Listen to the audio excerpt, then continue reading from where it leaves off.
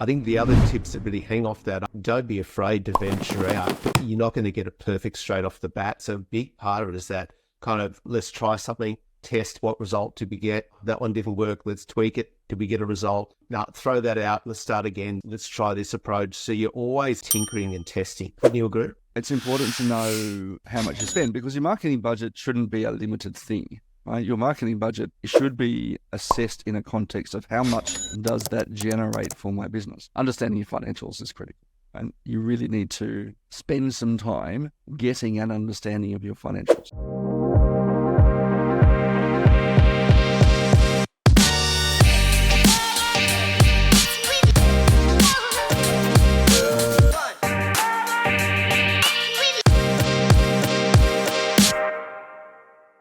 Hey guys, welcome back to another episode of More Clients, Less Effort. I am joined today by my good friend, Andrew Lawson. Andrew, thanks for joining me. Pleasure, Tim, and good to see you again. Yeah, man, it's been a long time since we first met, probably well more than 10 years ago, and good to reconnect and share some of your journey and your story. Andrew runs two businesses, Just 90 and Best Practice Consulting, and we're going to tease the rest out during the rest of the interview. But where I want to start, mate, is what would be your superpower? This was a conversation I had on the weekend over a few bottles of red wine. If you had a superpower, good question, Tim.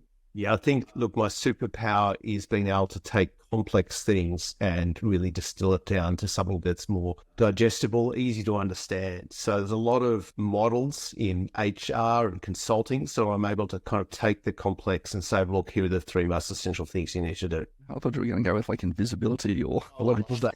Yeah. Mate, tell me about your journey. I know Best Practice Consulting has come out of your professional career in project management and management consulting sort of work. Talk to me a little bit about that, how you discovered and found yourself launching your own business. Yeah, look, it's an interesting story, Tim. I was a business partner in a dental practice with my then girlfriend at the time, and I'd entered that arena with, there were some challenges in the business that wasn't financially performing, staffing problems, things of that nature. I kind of came on board to help kind of give it a bit of kickstart and turn it around. Managed to turn around that business around 500+% in a year. It was a great achievement, but then I really fell in love with this kind of transformation idea. How do we transform what people are doing? So that was really anything is amazing, right? Yeah, totally. It was really cool. We actually built something really, really great and had a lot of fun doing it, more importantly.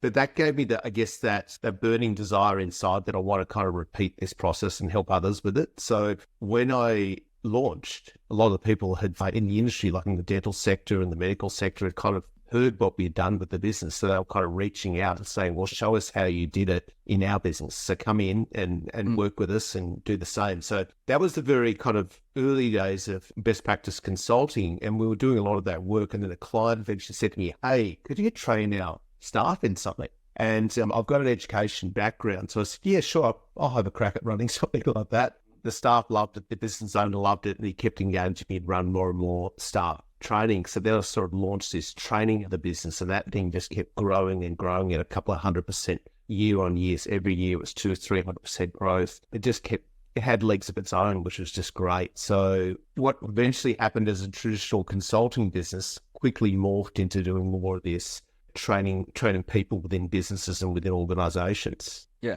Do you think there's a thing, right, when we just discover this transformative secret sauce that we apply to our business? Do you think there's did I get lucky? When is it the voice in the back of your head going, did I get lucky and it's just because I happen to know this business, or have I cracked some secret code, secret formula that I can apply to others? Did you feel a bit like that initially to go, well, can I repeat this? Yeah, well, I guess when it came to dental businesses, I was really confident I could, and we got great results with lots of clients. As it came to other businesses, we're getting into lawyers and building organizations and construction companies, things like that. I was a little bit nervous going in, the rules I know that work in this game may not hold here.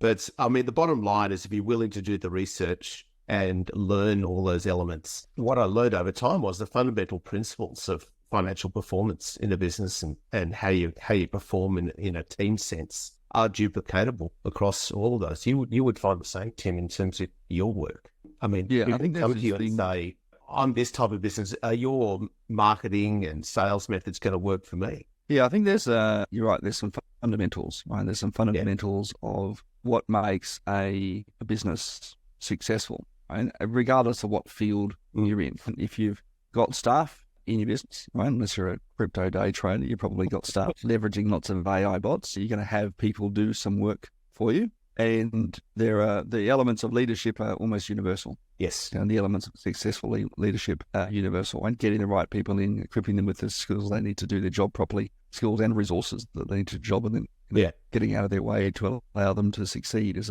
universal, right? That's actually there is a universal sort of rule around financial management. Don't spend more than you make. Yeah. Right? Without really knowing that you're spending more than you make. Try not to spend the government's money. Yeah. Because they will come knocking at your door and say, "Where's my cut?" So they'll be like the mafia. Or they want to have their envelope. Yeah. Right? To allow you to do business. There are some fundamentals, and I think the same for marketing. There are some fundamentals of marketing, regardless of what tool or tactic that you use, because there's always going to be a new tool or tactic. Right? We need to make people aware of us. We need to demonstrate some credibility, and our clients need to like us enough to want to do business with us. Yes. 100%. And those are some fundamentals of marketing. Now, whether you use TikTok or Instagram or billboards or letterbox drops or appear on TV, there are some universal things about marketing that ultimately make it work almost for every single business. Mm-hmm. And I think that's the thing. When you crack that code, you do, want to see if it works somewhere else. Absolutely. But when you do, I'm onto something here, and that becomes the foundation of your business. Absolutely. And it was a lot of fun learning different sectors as well as you're going in. So, every business has, I'd like to call it unique challenges, but the more I went on in time, Tim, I learned that they actually weren't that unique. All business struggle with the same challenges in business. I mean, I've got to ask the question. My 500% turnaround in a single year is pretty phenomenal for any business. Yes. What do you think were the maybe 2 or 3 things that you'd be comfortable sharing that you thought made the biggest difference in that transformation? Yeah, look, great question, Tim. I think if I reflect back on that time, it was getting really clear on our messaging, knowing who our clients were, finding the right channels to get in front of them. I mean, this is back in the day, Tim, when we used to put money on Yellow Pages advertising, right? So we dropped 50K on Yellow Pages advertising, which netted, that single source alone netted over $1 million. So it's a no-brainer. Drop 50, get $1 million revenue. And well, you do that all day long, right? Yeah, totally.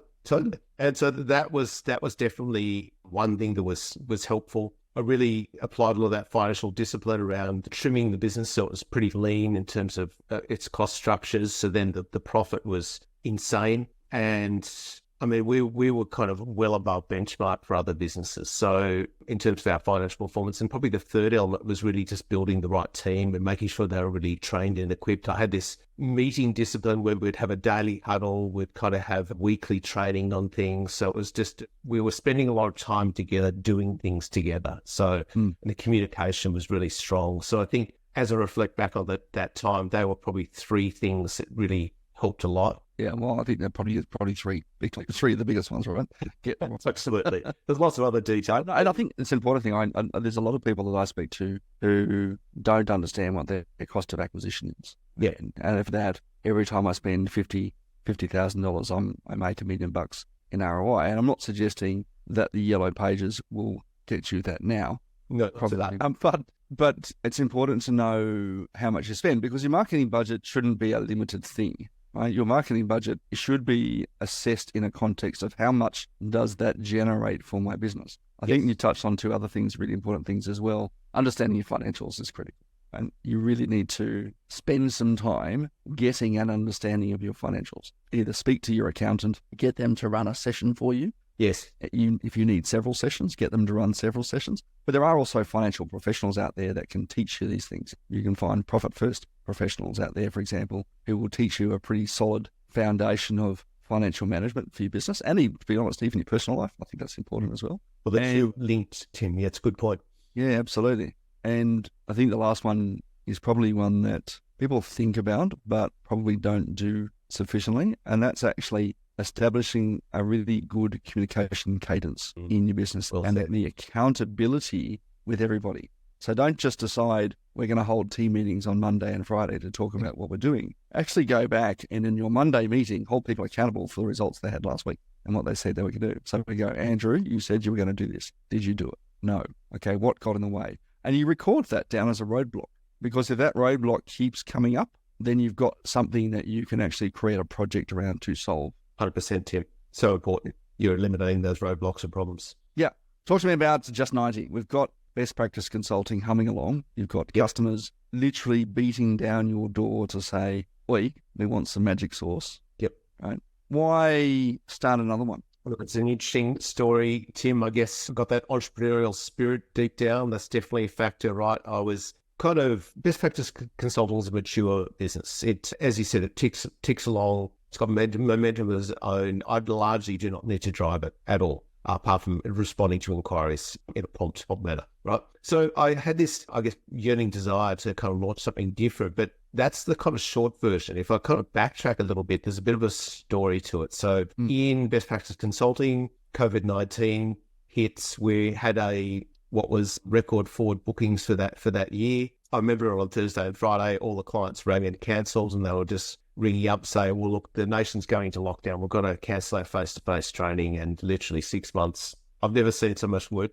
cancel in such a short period, but no one had experienced anything like it, right? So had a bit of red wine over the weekend, Tim, reflective thinking as we do. And you know what? I kind of the phones on the Monday and Tuesday just saying, what? You're not going to cancel. Here's what we're going to do. We're going to redesign for free, and we're going to run it on any platform you want. I kind of had this thought in the back of my mind, once I'd done that, I could probably do something with the product. It just wasn't fully formed yet, but there was this idea. Fast forward a bit of time, our kind of conversion from face-to-face training to digital training, running virtual training events for people have been wildly successful, getting great feedback from people. I mean, it was a steep learning curve as well. We hadn't really ventured much into that world. So we were kind of always learning and applying and testing and all that sort of stuff. Then I kind of had the health scare, Tim. About 6 years prior, I'd had a cancer diagnosis, and then I'd been clear for 5 years. And then my cancer came back 3 times in a year, which was right in the middle of COVID. So that was, should we say, a real shock to the system. Definitely a challenge. That's going to rock your world no matter who you are. And yeah, that caused me to go through a process of really thinking deeply about, well, I need to make some changes in my life. So I actually trimmed back best practice consulting to just focus on, rather than focusing on a much broader array of services, I trimmed that right back. I only focus on really 3 of the services we offer, and there's others in the team that do that, do the rest. I then thought, well, I need to create a different paradigm for myself. I need to launch Just 90. I bought a company name, and I had some digital product that was ready to go. So I just set up this company and thought I'd push the boat out of the harbour and see how we went. So I'm really trying to get in front of other trainers, L&D professionals, HR people around the world who want to, I guess, save time on designing training courses, which you're either in 2 camps when it comes out. You either love doing that, or you're frustrated by doing that. Frustrated in the sense that it takes time, you can't charge really what you're worth about. And I also surveyed trainers, right? 50% of trainers don't even charge for that service. It's wild. I almost fell off my chair. I was like, what? You don't charge for design? So But you're right, though. A lot of people don't charge for their quotes, design, initial consultations. And I don't know why that is. I think we're largely afraid of doing so, but it also knocks out all tire kickers as well. Well, it's a loss leader straight off the bat. So you've got to really make that up financially later on. You need to pay. I'm going to do an episode on how much it actually costs you to give discounts or give free product away, particularly where it costs you something. Giving the ebook away, that's very leverageable. But giving time away and discounting, it's a remarkable impact on the profitability. Yeah. Look, I've read some good articles on that, and that's really what it does. So you think I'm giving a 10% discount on the top line. What's that really worth when it comes to profit? That's the right positioning, Tim. I think that's a really great way to look at it. No, we're in business to make profit. I want to drill into Just 90 a bit more, Aaron, because I know the consulting business has a fairly traditional funnel, right? People approach you, or you've got auto inquiry response, meet and greet, you do a bit of a consultation, and then you give people a proposal. Yeah. But you're doing some, I guess, interesting things with Just 90 that I want to draw some attention to in a bit more. Talk to me about what you're using with things like Fiverr and Hotjar, and what those tools are to understand how to optimize customer behavior through that site. Yeah. So Hotjar is a free tool. A friend of mine put me onto that, and I'm very grateful for the suggestion. So you install that, and what it does is give you a heat map of how far people are reading on your site, heat map in terms of where they're clicking. So for example, if there's a photo on your site, they will sometimes click on the photo, but if you don't have a link there, that's giving you a hint that they probably are testing to see if that's actually a link to somewhere else. So then you can drop the link in behind that, and that becomes something you can do. The other thing that's really good is it also screen records every visitor to your site. So as your traffic grows, you've got less and less time to go through all of them. So you kind of become a bit selective, but it's a fascinating exercise, Tim, in seeing how far people read down the page, seeing, did they click the call to action button? And then what did they do beyond that? So I find that stuff really, really interesting. So I think I'd recommend Hotjar to people if they're wanting to understand client behaviour. Have you come across it yourself, Tim? I have. There's a few others in the market that do very similar things. Like Kiss Metrics is another one that does some similar stuff. I want to expand on that just for our listeners' benefit, right? The eye tends to, people don't realise this, but the way their mouse moves around the screen tends to follow the eye. And so how you might have had a newspaper and you run your finger along under the words to track it. Unconsciously, a lot of people will do the same thing with their mouse, right? We'll actually track the text with our mouse. And that's where we tend to look, right? The mouse follows where we're looking on the screen. And by recording that, not necessarily on individual basis, right? So one user, and if you don't have many visitors to your site, the kind of data is less relevant. But if you've got hundreds of visitors to your site, if not thousands or tens of thousands of visitors to your site, doing that heat mapping, understanding what's the typical behavior, where do people click? Do they click on orange buttons more than green buttons or red buttons or blue buttons or whatever, can actually really inform those mild optimizations. And if lots of 1% make up a pretty significant difference to your bottom line revenue. So that's some really cool stuff. And I love that you're doing that and actually sort of looking at that sort of optimization at that level. Super critical if you're running an e-commerce business. Absolutely. Oh, look, it's helped me get inside the customer's head a bit more. And I've watched people, as you said, tracking on screen, actually read line by line like this. You can see the mouse moving. It's kind of a laugh, right, Tim? So as you were kind of describing that, I was just laughing because that's what I see on so many of the recordings. Now, I know that you're also using LinkedIn and ChatGPT. Talk to me about how you're using AI. Yeah, so look, I do regular posting on LinkedIn. It's a great source to get in front of potential target clients. And so I use ChatGPT to kind of brainstorm ideas for posts. The more rules you put in to ChatGPT, the better it performs. So if I wind the clock back to when I was first starting to use it 6 or 7 months ago to generate some of these posts to now, I'm a lot more structured. I've got basically a short list of about 10 rules that I kind of use, and that really helps guide the constraints which LinkedIn operates within. So that's really helped, I guess, shape the text element of what I'm doing there. So for me, it based on the commands you give it, it's able to produce something quicker than I could ever write it. So for me, automatically, it's time saving. It's much easier for me to finesse something than it is to write something from scratch. I'd rather have this draft and then kind of play with it from there. So most of my LinkedIn posts, I'm sure a lot of people would share this thought as well, are fundamentally AI driven with a bit of human touch over the top just to kind of shape that and finesse that. Okay. So that's fundamentally how I'm doing that. So time saving. Have you noticed anecdotally that the response to the AI Foundation content is actually bringing you better clients or more clients as a result? I wouldn't say it brings better. There are different things I'm noticing on LinkedIn. So if you post a personal photo, that post automatically gets more impressions, more likes, more response, that sort of stuff. So I think what we're learning here is, well, you can use it for a foundation, but ultimately you do need that human element, the human touch, if you wanted to really get in front of people. People want to know who you are and what you stand for. That comes through in what you post, of course, but they actually want to see you as a face. You're so true. I touched on this earlier. If you kind of just rewind the podcast about 10 minutes or so, we've got to think about these things, right? We've got to be visible, so we need to create content to be visible, right? We've got to be credible, and so yes, you do need to have some expert positioning in the content that you put out there. Yeah, but I think one of the key ones, right? Becoming a better expert doesn't suddenly make you more visible, right? Or someone buy from you. Really what people just want is competent. I just need to know that you're competent in what you do. You don't need to be the best in the world. You just need to be competent. I think one of the biggest things that people miss in their marketing is that we need to be likable and relatable. And putting personal content into LinkedIn, as if you would in Facebook, right, is a really powerful tool. Yep, I agree. Really powerful. And we just don't do it enough. I agree. I mean, it always resonates when someone tells a really powerful human story, doesn't it? Yeah, absolutely. Right, love that. Love that.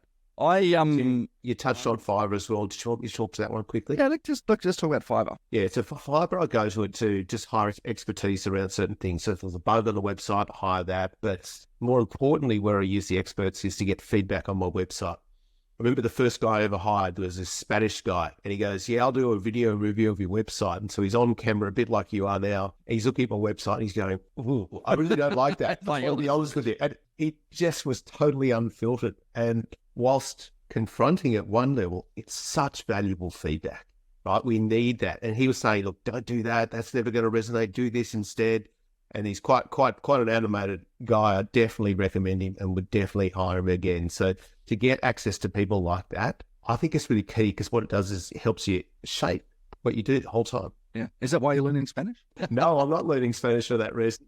I can speak to him more fluently now. I want to walk the Caminos in Spain. That'd be awesome. That'd be awesome. Yeah. I put it out there without a super amount of thought at my BNI group last week when I was doing a presentation, and said some of my personal goals is to learn 5 languages fluently, and I've decided Spanish is going to be one of them. And I started learning Russian on the weekend. Oh, congrats. Hey, Tim, what are you using? Duolingo or something like that? No, actually, well, I've got a Russian friend who taught me 2 words, but I've now forgotten, so I need to go back into it. My kids love Duolingo, right? So great tool. I learned French with Duolingo last year, so yeah, we need the Romance languages, don't we? Make sure always, Tim. Always, we can say things to our loved ones that they don't understand. No. Sounds good though. I want to finish up with a couple of quick fire questions for you. What advice would you give to someone who is entering the consulting or coaching field? Good question, Tim. I think consultants are coaches, there's plenty of them around in the marketplace. So if you're going to enter that arena, probably my number one tip is you need to differentiate. You need to somehow be able to display to others that you are different. This is what you're bringing to the table. This is the unique problem or issue that you can help address for them. So it's helping them get away from usually their pain, their frustrations, their challenges. Sometimes it's a towards goal. It could be, I want to be more like this, want to have more free time, whatever it happens to be. So whatever your focus is needs to be clear in your messaging, and that needs to resonate with who you're chasing. So that's probably the top tip I would give. I think the other tips that really hang off that are, don't be afraid to venture out. You're not going to get it perfect straight off the bat. Heck, I know I haven't. Tim, I'm sure you haven't either. The entrepreneurial journey is, what the heck? That didn't work. Okay, so what are we going to change up to test it if we can get a better result on that? So a big part of it is that kind of, let's try something, test what result did we get. That one didn't work. Let's tweak it. Did we get a result? Now throw that out. Let's start again. Let's try this approach. So you're always, I think, tinkering and testing. Wouldn't you agree? Yeah, without a doubt. I think that's one of the things that probably more so than anything that we do with our clients is test and measure. Yeah. We'll build a marketing framework and scorecard to know not just which is getting me the most likes. Does Facebook get me more likes than LinkedIn, but tracking all the way through to revenue. Yeah, that's the more. So I got 10,000 likes on Facebook, but that doesn't deliver me any revenue. I don't care about that compared to the 3 people I connect with on LinkedIn who pay me $500,000. Well said, Tim. Those vanity metrics don't matter. It's about dollars. What do you wish everyone understood about your job? About my job, did you say, Tim? Yeah.